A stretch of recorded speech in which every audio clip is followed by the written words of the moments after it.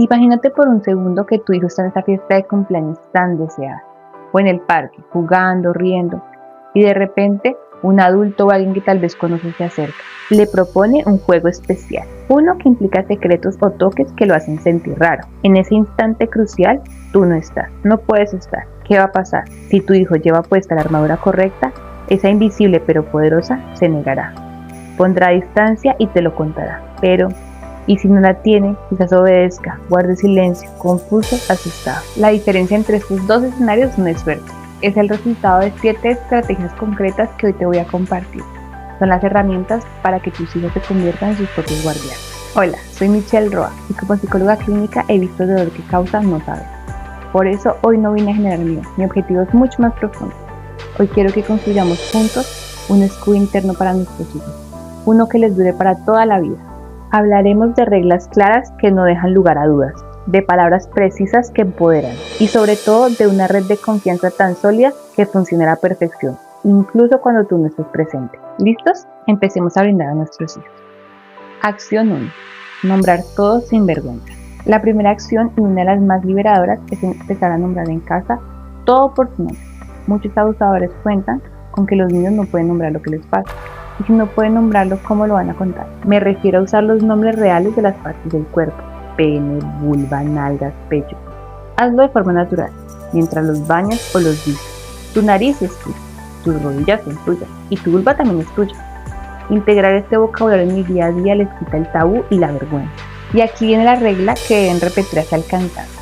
La parte del cuerpo que cubre el vestido de baño son privadas. Solo tú puedes tocarlas. Nadie más tiene permiso para tocarlas, mirarlas o pedirte que las toques con las manos. Repítelo hasta que se vuelva natural. Queremos que entiendan que su cuerpo es su territorio y ellos tienen la llave. Por eso es importante que cuando vas a bañarlos, cambiarlos o limpiarlos, pidas permiso antes de hacerlo. Así entienden que su cuerpo es tuyo y ellos pueden decir no cuando quieran. Acción 2. El detector de secretos. Durante la primera infancia, aproximadamente entre los 3 y los 6 años, lo más seguro es enseñar a los niños que todos los secretos son malos. A esta edad no se distinguen matices y lo ideal es que los niños se sientan seguros de contar siempre todo. Más adelante, cuando crecen un poco más, ya podemos hablar entre la diferencia de secretos buenos y secretos malos.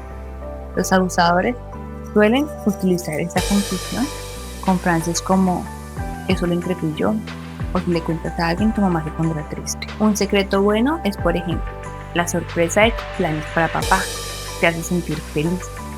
Un secreto malo, en cambio, es cualquier cosa que te haga sentir raro en la panza, con incomodidad, culpa o miedo. Un truco infalible para practicarlo es el juego del secreto. Dale un dulce a tu hijo y con una mirada cómplice dile: "no le digas a papá, es nuestro secreto". Si tu hijo va corriendo a contarlo, celébralo. Dale un abrazo enorme y dile: "gracias por confiar en mí y por no guardar secretos". Al repetir este juego, construyes el hábito de que nunca deben guardar secretos que le hagan sentir mal o que involucren su cuerpo. Tercera acción. La palabra código. La palabra código sirve para los casos donde tu hijo se siente incómodo con algún adulto, pero el miedo a romper la armonía lo paraliza. Para eso necesitamos una vía de escape instantánea. Es una palabra que sea fácil de recordarla, pero que no se utilice mucho, como pirueta, tiburón, cohete. Más o menos a partir de los 6 años, tu hijo ya tiene la madurez para utilizar la palabra código. Antes de esta edad, puede confundirla con un juego o no recordarla en el momento que la necesite. Explícale con total seriedad. Si algún día te sientes incómodo o asustado, donde sea y con quien sea, solo di tiburón y yo vengo por ti. Nos iremos de inmediato, sin preguntas. Practíquelo en el supermercado. Tu hijo dice tiburón y tú, sin dudar, dejas el carrito y sales con él. Cuando vea que funciona, sabrá que puede confiar en ella. Y lo más importante, cumple la promesa siempre. Si la usa por capricho, simplemente cambia la palabra y refuerza el para qué sirve. La confianza debe ser inquebrantable. Acción 4. Carta de derechos en la nevera. Queremos que nuestros hijos sean dueños de su cuerpo. Démosle su propia constitución personal. Redacte juntos un cartel, una carta de derechos que pueden pegar en la nevera o en su habitación. Usa frases simples o dibujos. Mi cuerpo es mío, puedo decir no, los abrazos y besos se piden. Voy a contar lo que no me gusta. Cada frase es una declaración propia de poder personal. Este cartel no es solo decoración, es un recordatorio diario. Hagan un juego. Una vez a la semana pregúntale: ¿qué derecho utilizaste hoy? Esto hará que la teoría se convierta en una herramienta real y que aprendan de consentimientos desde pequeños. Acción 5. El mapa de los adultos seguros. No podemos estar en todos lados todo el tiempo. Por eso nuestros hijos necesitan un mapa de adultos seguros, un equipo de protección. Pídele que dibuje o escriba en una hoja los nombres de 5 adultos en los que confíe plenamente. Tú, papá, la abuela, su maestra favorita, el entrenador. La idea es simple. Si por alguna razón no puede hablar con el primero de la lista, tiene otros 4 a los que acudir. Y nuestra responsabilidad es hablar con cada adulto de la lista y explicar que estás en el equipo de protección de niños. Por favor, si alguna vez te busca, escúchalo con seriedad.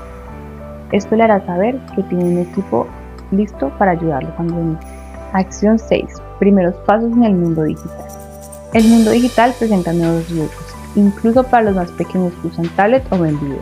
La tentación es fluir, pero la estrategia más eficaz es educar y confiar. Establece controles parentales, no los dejes solos, pero lo más importante es el mensaje. Si alguna vez ves una foto, un video o un mensaje que te parezca raro o te haga sentir mal, no borres nada, ven y muéstrame. Y prométele, lo más importante es que no te va a castigar ni quitar la tablet por algo que tú no provocaste. Si tu hijo ve que eres un aliado en el mundo digital, acudirá a ti en lugar de esconderse por un regaño. Acción 7. Tu voz es lo más importante. Esta última acción es la más delicada. Muchos niños callan por miedo a causar problemas o porque no les creen. Por eso tú puedes proponerle el chequeo de sentimientos. De vez en cuando, en un momento calmado, puedes preguntarle: ¿hay algo que te haya hecho sentir incómodo o triste últimamente? Si dice no, responde: gracias por cuidar, me siento orgullosa de ti. Pero si dice que sí, te cuenta algo que le incomodó, respira hondo.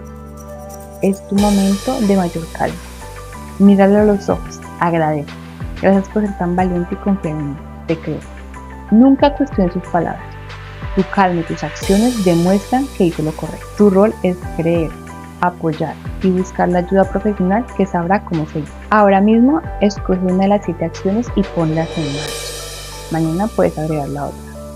El progreso es mejor que la perfección. Comparte este video con otros padres y madres, porque si juntos hablamos el mismo lenguaje de protección, haremos más fuerte el escudo de nuestros hijos.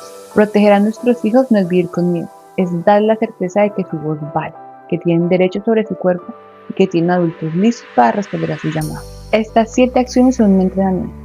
Cada conversación, cada práctica fortalece su escudo. Construye su autoestima, su confianza en sí mismo y en los adultos que lo rodean. Si este video te dio herramientas prácticas, te invito a suscribirte. Cuéntame en los comentarios qué haces tú para proteger a tus hijos.